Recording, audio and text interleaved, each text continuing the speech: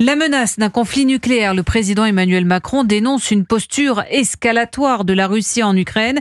Emmanuel Macron qui appelle Vladimir Poutine à la raison. Oui, la Russie pointée du doigt également en mer Baltique, soupçonnée d'avoir sectionné 2 câbles sous-marins de fibre optique. 2 câbles de télécommunications sectionnés en 48 heures entre la Finlande et l'Allemagne et entre la Suède et la Lituanie.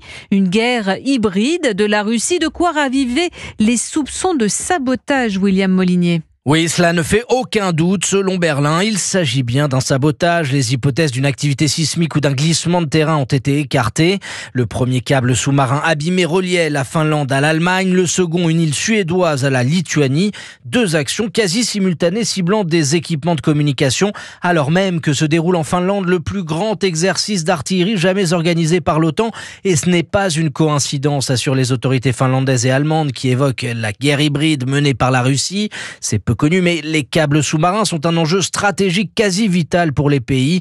Ils leur permettent de se connecter à Internet. Celui qui a été sectionné entre Helsinki et Rostock est long de 1172 km. Il est en fonction depuis 2016 et reste à ce jour l'unique équipement de fibre optique reliant les 2 pays. Plus de 430 câbles dorment ainsi au fond des mers et des océans dans le monde. Ils assurent 99% des communications entre les continents. William Molinier pour Europe.